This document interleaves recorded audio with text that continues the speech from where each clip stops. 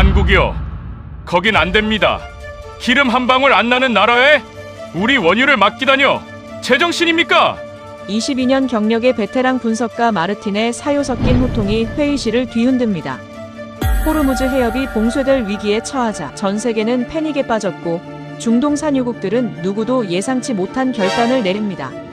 미국과 유럽의 거대 저장고를 제쳐두고 오직 대한민국만을 지목하며 2천만 배럴의 원유를 통째로 넘기겠다고 선언한 것이죠. 도대체 무엇이 산유국들로 하여금 이 작은 나라를 그토록 맹신하게 만든 걸까요? 그들이 한국 땅속에서 발견한 것은 단순한 저장고가 아니었습니다. 50년 전 뜨거운 사막에서 우리 아버님들이 피땀으로 심었던 거대한 약속의 정체. 지금 그 충격적인 현장을 확인해 보십시오. 이 영상을 시청하고 계신 어르신 여러분, 그리고 시청자 여러분, 오늘의 이 찬란한 영광은 여러분의 공로입니다. 가난을 물려주지 않겠다며 평생을 바치신 여러분의 헌신에 깊은 존경을 표합니다. 대한민국의 자부심과 국격을 높이는 이 역사적인 걸음에 함께해 주시길 부탁드립니다. 오늘의 감동적인 사연 시작하겠습니다. 저는 마르틴 반 데이크입니다. 로테르담에서 22년째 해운 보험 리스크를 분석하며 산전수전을 다 겪었다고 자부하는 사람이지요. 저에게 국가는 펄럭이는 깃발이 아닙니다. 국가는 항로의 길이고 보험료의 곡선이며 거대한 저장시설의 부피일 뿐입니다. 숫자는 거짓말을 하지 않기에 저는 숫자가 가리키는 방향만을 믿으며 평생을 살아왔습니다. 하지만 오늘 제 책상 위에 놓인 대한민국이라는 이름의 파일은 도무지 제 상식으로는 이해할 수 없는 수치들로 가득합니다. 창밖으로 항만의 비릿한 바닷바람이 스며드는 새벽 4시 27분. 책상 위 단말기는 벌써 15분째 같은 간격으로 진동하며 제 신경을 긁어댑니다. 런던의 재보험사부터 전 세계 선사들까지 모두가 똑같은 질문을 던져오고 있습니다. 호르무즈가 흔들리면 어느 나라가 가장 먼저 무너집니까? 저는 주저없이 대한민국 파일에 붉은 표식을 붙입니다. 제 눈에 비친 한국은 너무나도 명확한 약점의 결정체이기 때문입니다. 에너지 자급률 사실상 0%. 수입 원유의 70%가 중동에서 오고 그 모든 물량이 호르무즈라는 좁은 길목에 목줄이 잡혀 있습니다. 게다가 한국이 자랑하는 반도체, 자동차, 조선산업은 모두 에너지를 거대하게 집어삼키는 하마와 같습니다. 에너지가 끊기면 그 화려한 공장들은 순식간에 고철 덩어리가 될 운명인 것이죠. 저는 보고서 첫 문장에 이렇게 적어내려갑니다. 대한민국은 산유국이 아니며 외부 충격에 가장 먼저 주저앉을 나라다. 제 웃음에는 묘한 우월감이 깔립니다. 영리함으로 해결할 수 없는 지질학적 숙명이라는 게 있는 법이니까요. 그런데 회의실의 공기가 이상하게 돌아갑니다.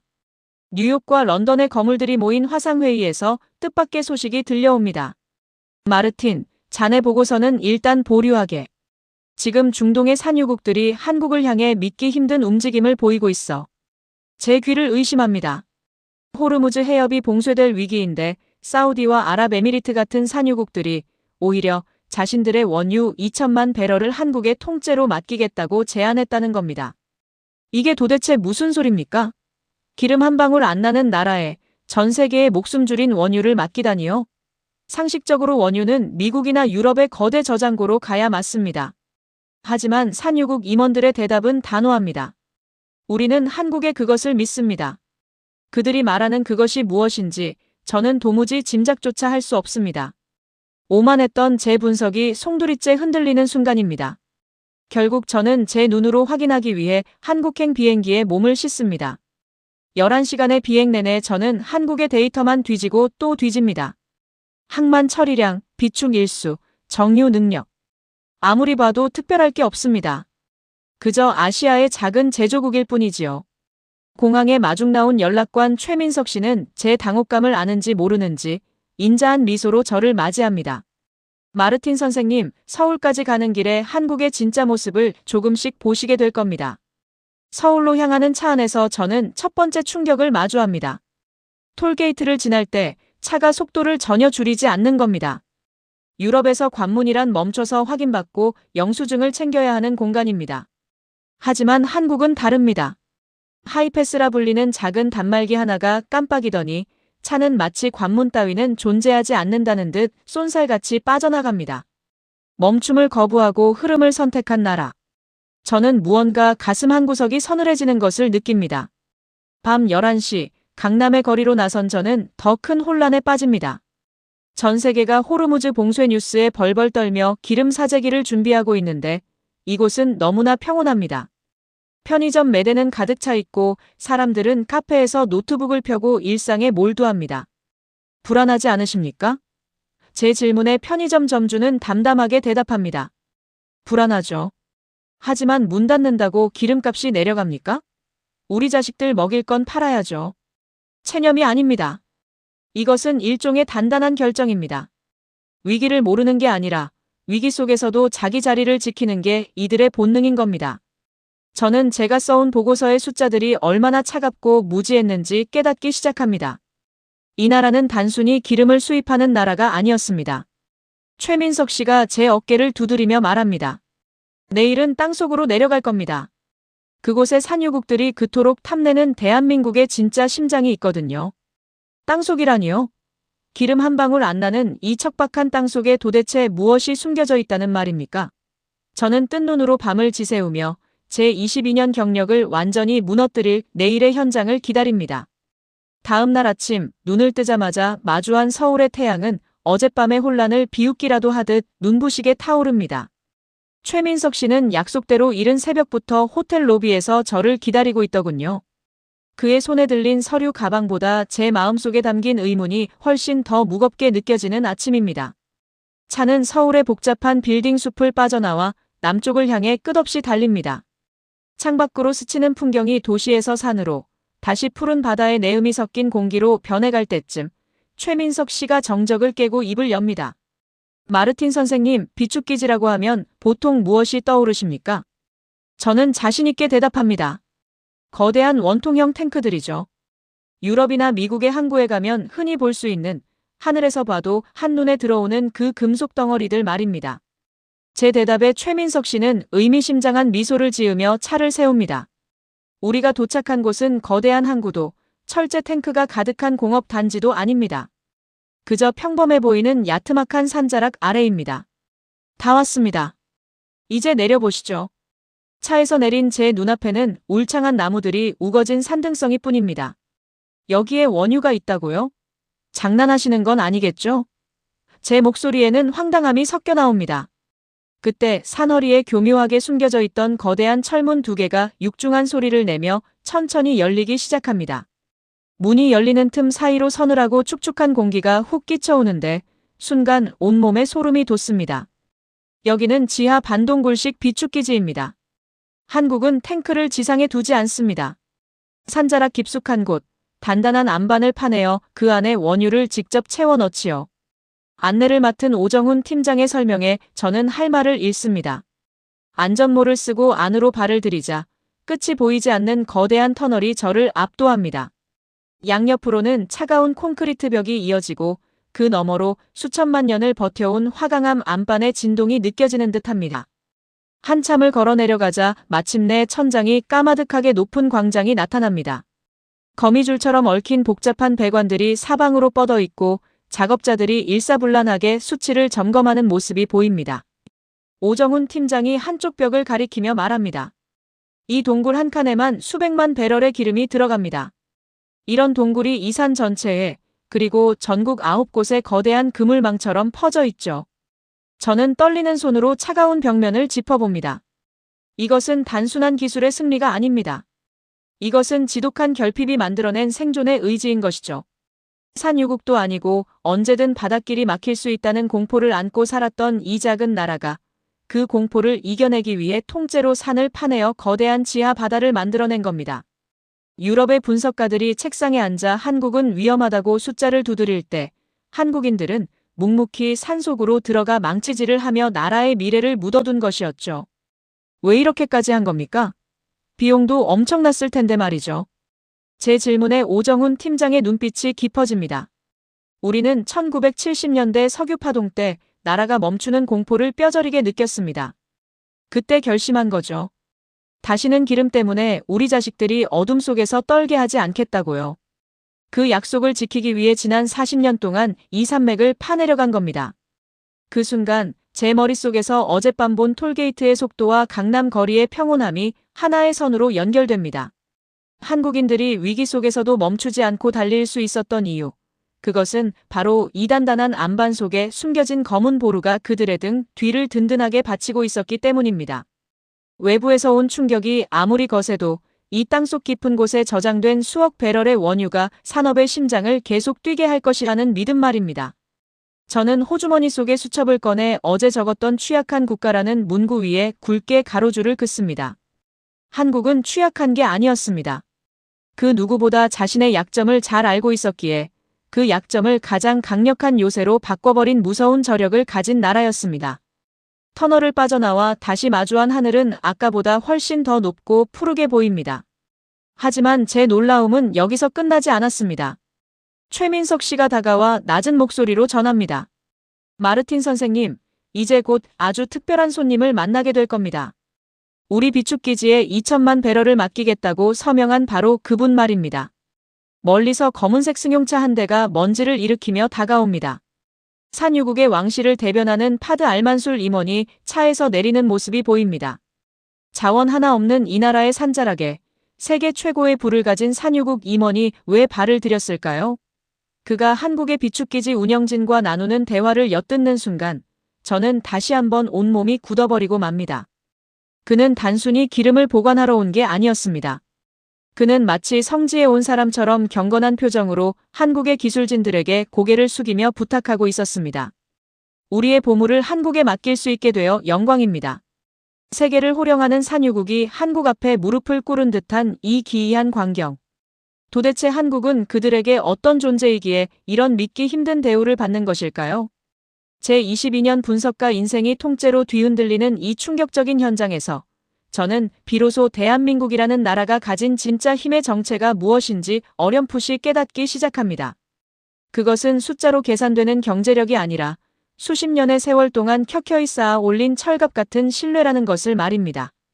이제 저는 그 신뢰가 어디서부터 시작되었는지 그 뜨거운 원천을 찾아 울산의 거대한 파이프라인 숲으로 향합니다.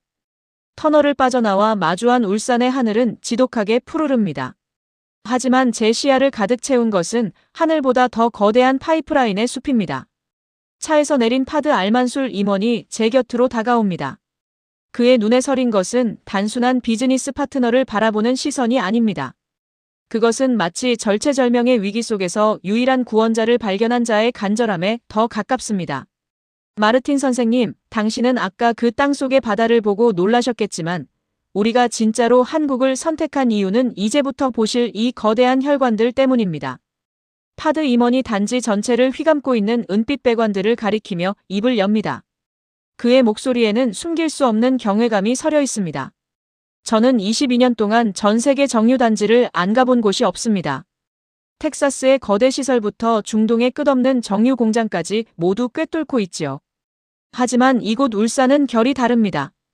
보통의 공장들이 원유를 들여와 휘발유나 경유로 단순 가공하는 것에 그친다면 한국의 이 거대한 기계 장치들은 들어온 검은 액체를 마치 연금술사처럼 끝까지 쪼개고 또 쪼개어 전혀 다른 물질로 재창조해내고 있습니다. 보십시오.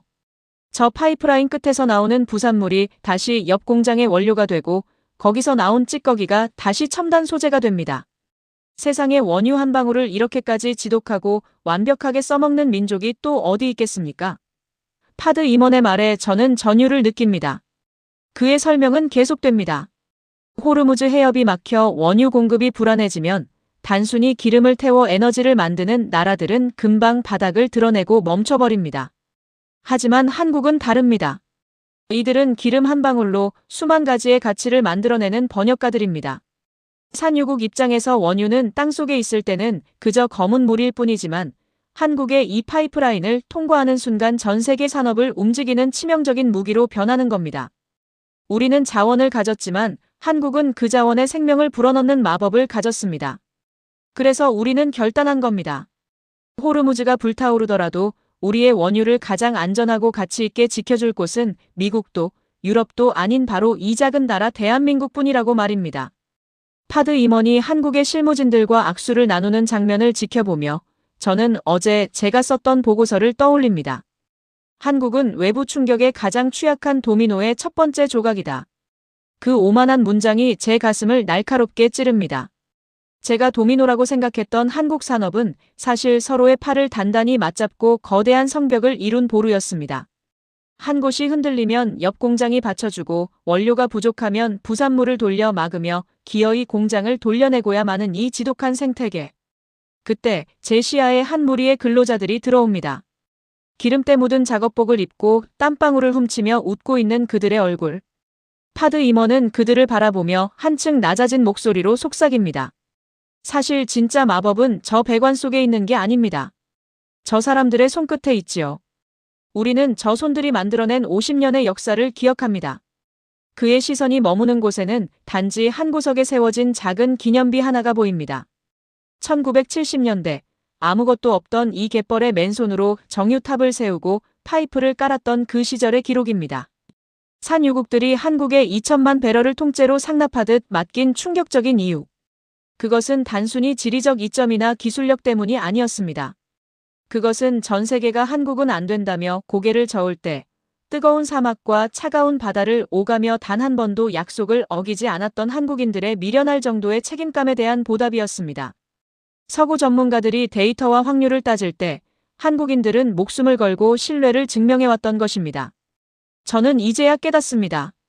왜 산유국들이 한국 배만 열어줘라며 프리패스를 선언했는지, 왜 미국조차 발칵 뒤집힐 정도로 한국에만 특혜를 주는지 말입니다. 그것은 한국이 강대국이라서가 아니라 가장 어려울 때 곁을 지켜준 유일한 진짜 친구였기 때문입니다. 단지 너머로 거대한 유조선이 들어오는 모습이 보입니다. 저 배에는 산유국들이 맡긴 2천만 배럴의 원유가 가득 실려 있겠지요. 전 세계가 경악할 이 충격적인 원유 상납은 사실 50년 전부터 예정되어 있었던 것입니다. 우리 아버님들이 사막의 모래바람 속에서 닦아놓은 그 신뢰의 길이 이제 거대한 유조선이 다니는 바닷길이 되어 돌아오고 있는 겁니다. 저는 떨리는 손으로 카메라를 들어 이 경이로운 현장을 기록합니다. 제 보고서의 마지막 장에는 이제 전혀 다른 문장이 적힐 것입니다. 대한민국은 에너지가 없는 나라가 아니다. 전 세계의 에너지를 통제하고 재창조하는 신뢰의 심장이다. 가슴 밑바닥에서부터 뜨거운 무언가가 울컥하고 치밀어 오릅니다. 이것은 숫자로 설명할 수 없는, 오직 한국인만이 보여줄 수 있는 위대한 역전극입니다. 유조선의 거대한 고동소리가 울산 앞바다의 공기를 가르며 묵직하게 울려 퍼집니다. 제 시선은 이제 한 노신사의 손에 머물러 있습니다. 최민석 씨의 소개로 마주하게 된 김상철 어르신. 이제는 여든을 바라보는 고령의 나이임에도 불구하고 그가 테이블 위에 올려놓은 낡은 안전모 하나가 제 숨을 턱 막히게 하더군요. 군데군데 깨지고 빛이 바랜 그 물건은 22년 경력의 분석가인 제가 그토록 신봉했던 데이터나 수치로는 결코 환산할 수 없는 시간의 무게를 고스란히 담고 있는 겁니다. 이게 제 평생의 훈장입니다. 김상철 어르신의 목소리는 담담하지만 그 안에는 거대한 자부심이 파도처럼 일렁입니다. 1970년대 말 나라 전체가 석유 한 방울에 휘청이던 그 암흑 같던 시절을 회상하시더군요. 그는 단지 가족을 먹여 살려야 한다는 일념 하나로 섭씨 50도가 넘는 중동의 사막으로 떠난 겁니다. 우리가 사막에서 파이프를 깔고 정유탑을 올릴 때 중동 사람들이 묻더군요. 당신들은 왜 잠도 안 자고 일하느냐고 말이죠. 그때 우리는 대답했습니다. 우리에겐 돌아가 지켜야 할 나라와 사랑하는 자식들이 있기 때문이라고요. 어르신이 꺼내놓은 빛바랜 사진 속에서 젊은 시절의 그는 모래바람을 뒤집어 쓴 채 동료들과 어깨를 걸고 환하게 웃고 있습니다. 그 사진 뒷면에는 약속은 반드시 지킨다라는 투박한 글씨가 적혀 있더군요. 저는 그 문장을 보는 순간 가슴 밑바닥에서 뜨거운 무언가가 울컥하고 치밀어 오르는 것을 느낍니다. 제가 차갑게 분석했던 정유 능력이나 비축 일수 같은 숫자들의 실체는 바로 이분들의 꺾이지 않는 투혼과 목숨을 건 약속으로 쌓아 올린 철옹성이었던 겁니다. 파드 임원이 왜 그토록 경건하게 한국인들에게 고개를 숙였는지, 왜 전 세계가 경악할 정도로 2천만 배럴의 원유를 이 땅에 통째로 맡겼는지 이제야 모든 퍼즐이 맞춰집니다. 그것은 서구의 분석가들이 말하는 전략적 선택 따위가 아니었습니다. 50년 전 아무것도 없던 사막에서 피땀 흘려 신뢰를 심었던 한국인들에게 산유국들이 보내는 최고의 경의이자 보답이었던 것이죠. 한국인은 절대 배신하지 않는다. 그들은 죽음 앞에서도 약속을 지키는 민족이다. 파드 임원이 제 귓가에 속삭였던 그 말이 천둥소리처럼 뇌리를 때리는 겁니다. 저는 떨리는 손으로 제가 작성했던 보고서를 다시 꺼내듭니다. 취약한 국가, 노출된 위험. 제가 쓴 그 오만한 단어들이 너무나 부끄러워 견딜 수가 없더군요. 저는 그 자리에서 보고서를 갈기갈기 찢어 울산 앞바다의 바람에 날려보냅니다. 그리고 어르신의 낡은 안전모를 향해 정중하게 고개를 숙입니다. 죄송합니다. 제가 이 나라를 너무나도 몰랐습니다. 제 진심 어린 사과에 김상철 어르신은 그저 투박한 손으로 제 손을 맞잡으며 인자하게 웃으십니다. 그 손마디에 박힌 굳은 살이 50년의 역사를 대변하는 듯해 눈시울이 붉어지더군요. 이제 호르무즈 해협의 봉쇄 소식은 더 이상 저에게 공포가 아닙니다. 대한민국은 기름이 없어 멈추는 나라가 아니라 기름이 없다는 절망을 견뎌내며 전 세계가 탐내는 최고의 신뢰를 만들어낸 위대한 나라니까요. 산유국들이 맡긴 원유가 가득 실린 유조선들이 한국의 항구로 끊임없이 들어오는 광경은 과거의 헌신이 현재의 풍요로 돌아오는 장엄한 행렬과도 같습니다. 비행기 시간에 쫓기면서도 한참 동안 그 자리를 떠나지 못하겠더군요.